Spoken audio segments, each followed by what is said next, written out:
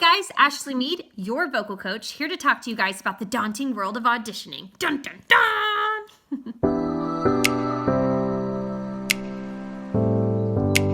NBPA voice.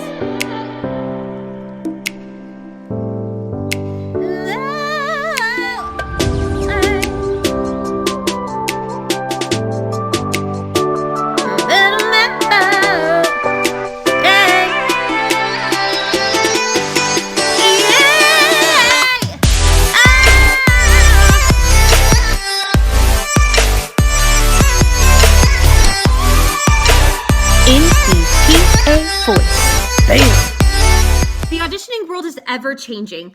How do you keep up as an actor in today's ever-changing world? I got together with a few of my peers from NB Performing Arts Academy to discuss auditioning in today's current world. Here is my little chat with Garrett Bettersworth and Allie Heath. It was really funny, sorry. I'm a hypocrite. We all know this. A hypocrite and a hypocrite. Shall we talk about auditioning? Yes. Let's do it. Okay, let's talk about more in detail about digital auditioning. Is this the new thing? Is this what we should be focused on? Are in-person auditions still relevant? Let's talk about that. I definitely feel like in-person auditions aren't going to go away, though. Or okay. They're going to be relevant. I mean, I'm sure that video submissions and video auditions will become a lot more normalized and a lot more accepted. They already are by a lot of colleges. Don't think that they're not going to cut down on in-person auditions, because I still feel like people have to see you in person and get the vibe off of you. Mm-hmm. What do you think, Garrett? I think this goes back to what we were talking about before about being old souls, but this is definitely the digital age, and it's something that for me as an actor, it is an advantage. Is a really cool, great advantage, because I can audition anywhere now. I can audition for a project in Oklahoma. I can audition for a project in Texas while I'm in Los Angeles, or in Los Angeles while I'm in Texas. I have the ability to do that. However, for me, I'm someone who enjoys those vibes, and also as an auditioner, as being someone who's viewed those videos, and I think the professionals are aware of this too. It's really easy in this day and age to make yourself look really cool, a really nice and a really interesting person on camera.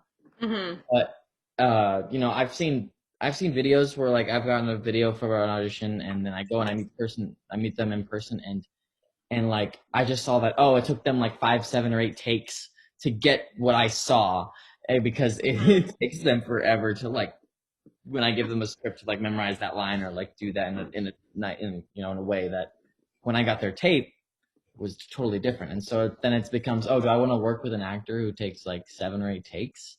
Yeah. But you wouldn't know that unless you had them in person there in a camera. So I think the answer is actually in a way both, where I think initially they're all going to start with, you're going to get an email, and it's going to be, in fact, it's already happening. You're going to get an email, and it's going to be, hey, do this for an audition.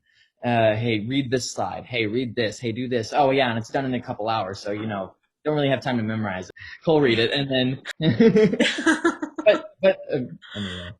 Yeah, I know what you mean. And I totally forgot that we said that we were going to talk about it from a director's standpoint, which it's really funny because it made me think about it in a different light.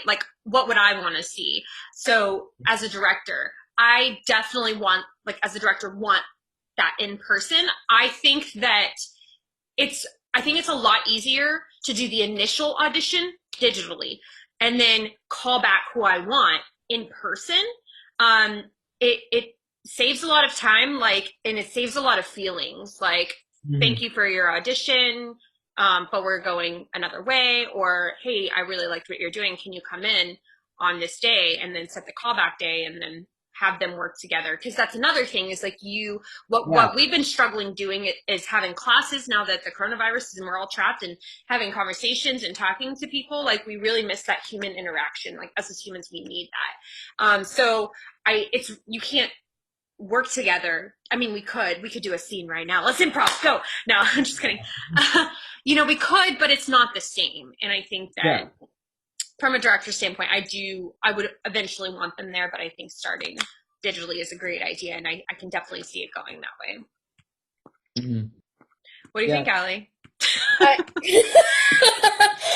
I definitely, I don't know. I've never been on the other side of like a digital audition. I've never, Sorry. sat. The other side, the other side, the other side of me. I was trying to do it quietly. Go ahead. um, I've never been on the other side. I really like in-person auditions from a director standpoint because then I get to see like the initial, you know, So you'd rather be there in person as a director for the whole process? yes. Just because I mean I've never done from the other side of, me watching the videos. I've never done Mm. that. I've always had experience being in person and I just feel more comfortable with that. Maybe it'll change if I ever have the opportunity to do that, but right now that's my stance. I actually agree with that, Ali. I do actually like the idea of being there every step of the way, because sometimes with that, when that first initial audition, if you're there, you can actually lead and end up bringing out an amazing performance of someone who initially was very seclusive and probably didn't know that you had them. And There's a lot more you can work with in that audition if you're in person. I mean, Mhm. if it was a live video and it wasn't a submission over video, then I feel like you could do that as well.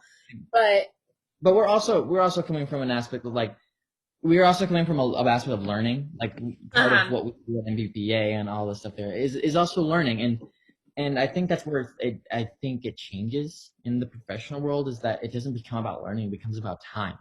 Yes. Time is money. And Yes. so with that, you don't really initially have, unless you have a director who likes your look and is like really going to fight for you because you're exactly what they had in their head. And I've had that a couple times too. And been thankful enough to have directors, fight for me and really help me along a read that I didn't initially understand. But I think there's less of that in the professional world. In fact, you rarely ever find that unless you're really lucky. I really want to talk about a sensitive subject, but I really want to bring it up because I see, if we're coming from an educational standpoint, there's something really important that, at least around these here parts down here in Texas, we don't approach it because it's sensitive to the kids. And and I'll just go ahead and say what that is. What I call the Texas cushion. In the professional world, there's no cushion. You don't get a role. That's it. Move on to the next audition. And I think we need to figure out a way to kind of soften the blow, or to teach our kids how to deal with the rejection. Because unfortunately, if you want to be in the professional business, you're going to be a professional rejected auditioner. That's what it is. You're going to get more rejection. So yeah, there's no one on the planet, even the people I know working professionally, even the people who are, like Allie, or Ashley, you just said you started watching Naruto. yeah. Okay, my voiceover teacher is the voice of the English dub of Naruto. What? Yeah, but like even someone who, she's an Emmy award winning voice acting, phenomenon now, but she's even now, she's like, I've had more no's than yeses, and that's every professional person who's ever made it. You're gonna hear 100 no's before you're lucky enough to hear that yes. Natalie Portman, the A-listers, they all went through that. Yeah, and that's where the crazy side of this business, what helps you deal with that projection, is that there's, as much as you're going to hear no, that means there's just another project that's probably going to be better for you. And it's not always no because you're a bad actor. That's not it at all. It's rarely that's it. Rarely that is it. Second thing I want to talk about that's not talked about is typecasting. Just because you have the right age, we dealt with this a lot in Matilda, especially with our kids, because our kids all have different heights. We have to come at it from the perception of the audience. The audience is never, granted, all your family and friends are there, so they might know, but if we're thinking about a basic audience who's never seen these actors before, and they're actors or actresses before in their life, and they're looking at these kids, and we're telling, we have a taller kid who is actually, 8 years old, but she's taller than most 8-year-olds, and she looks older than her age.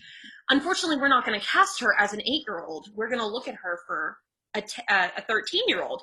But also, unfortunately, along with that, you're at an awkward stage because the maturity level is a lot younger than a 13-year-old. And this is something that I'm actually sorry, I didn't mean to interrupt. No, you're good.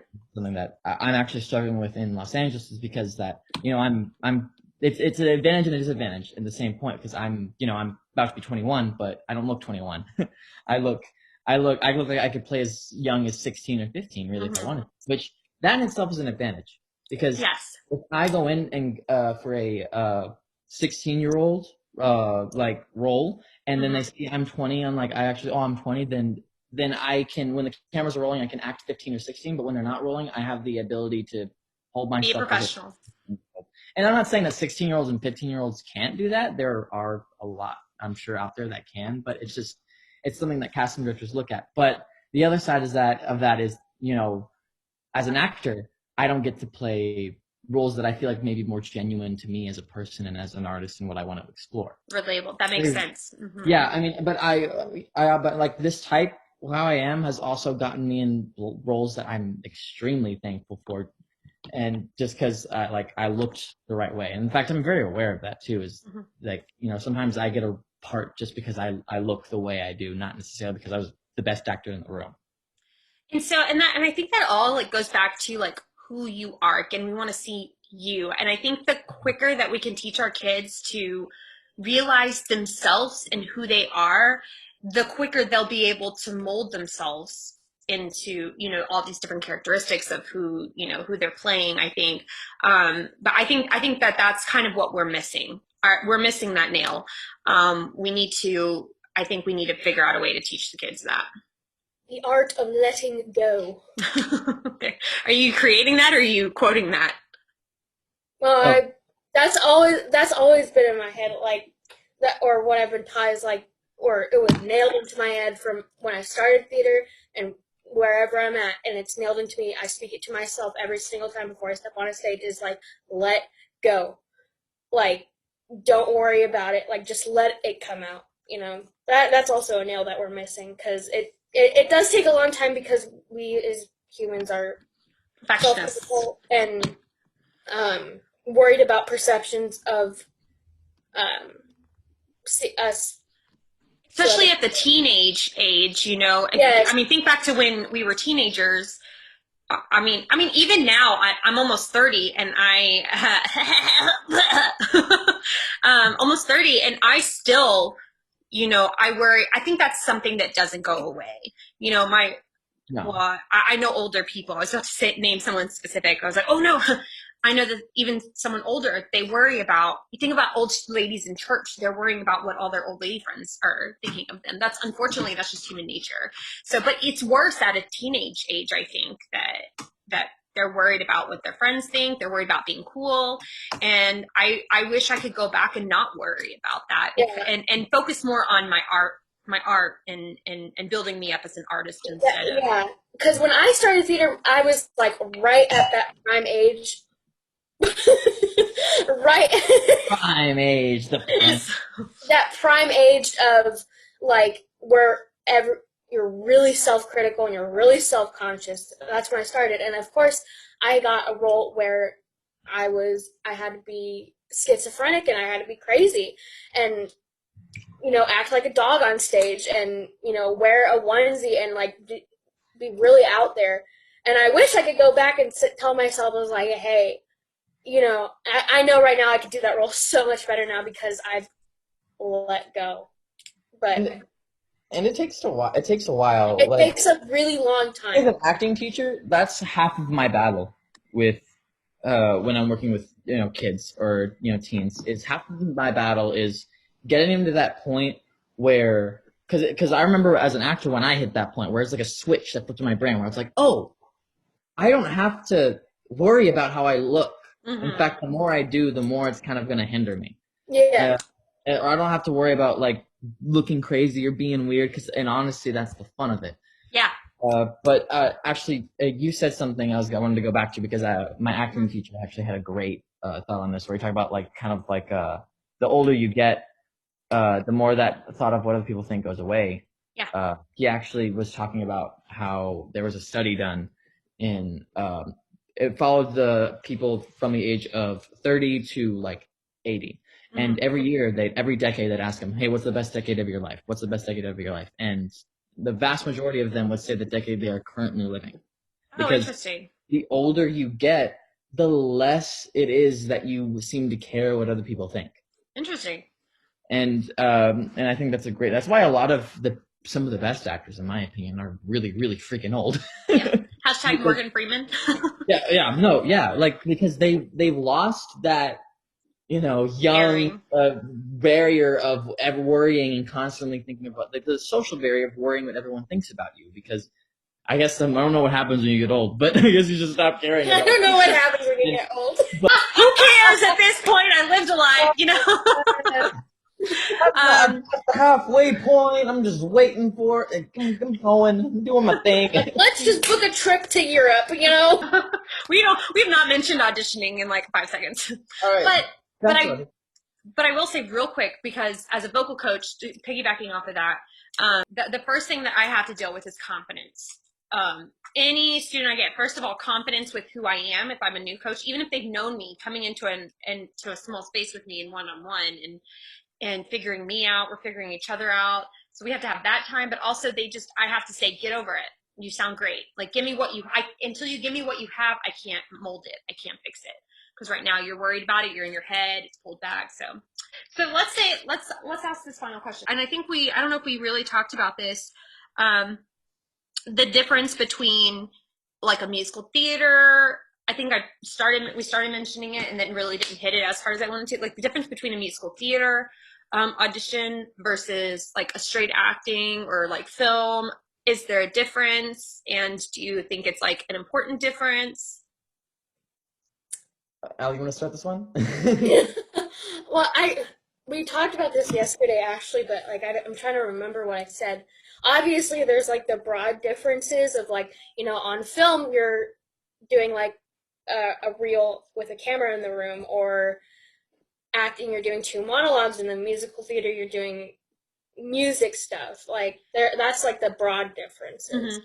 So, but when it comes to, I guess what I'm trying to get at is like, when it comes to auditioning, it's like the same feeling, just different material, right? Would you agree? Oh, 100%. Yeah.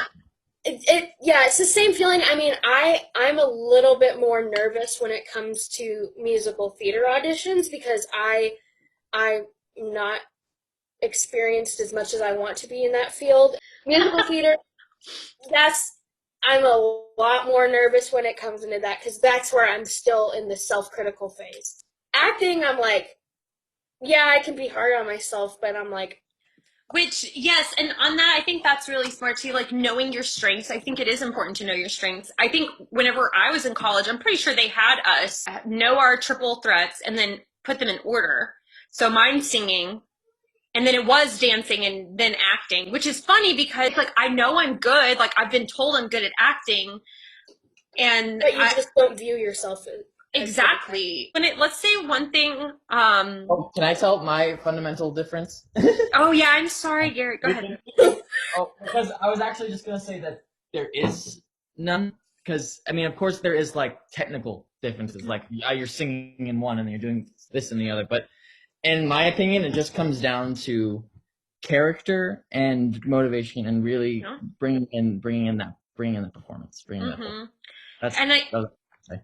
Yeah, and the sooner, going back, I totally agree. The sooner that you can put yourself in that character and just have fun with it, the more successful I think that you're gonna be. Okay, so one last question. If you could give advice to the aspiring actors and little actors and actresses out there at NBPA or out there in the world, I know we're all different stages in our lives and in the auditioning process, but what would you tell the aspiring actors? I'll go first. I would say that this. Go ahead. Sorry. This is one of the best pieces of advice I ever actually got because it kind of reworked in my head. And this is something I also figured out while I was on the other side of the table, is that when you go in there kind of is this stigma when you're first starting out that they want you to be bad, or they want you to fail, or they want you to. In reality, they want you to solve their problem. Mm-hmm. You're going there, and here's where it really comes down to is you're like a puzzle piece, and you know, you might be walking, you might be like a in a Marvel puzzle, like I used to have a little Iron Man one when I was a kid, and you may be in that one, and you might be walking into one where it's like a Winnie the Pooh puzzle, like you just don't fit, and that's not your fault. You can't help what puzzle piece you are, but the next room you might walk into may be that Iron Man puzzle box, you know, or maybe that's a crazy.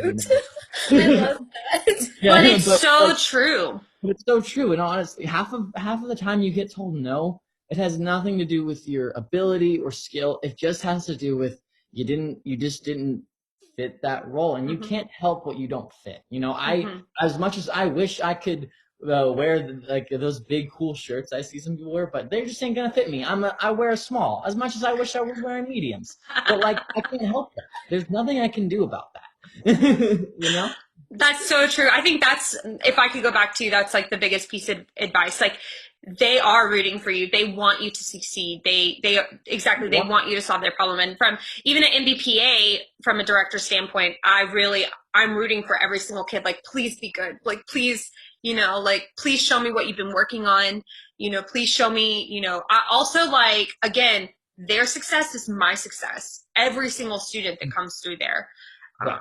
What do you think, Allie? What's your final piece of advice?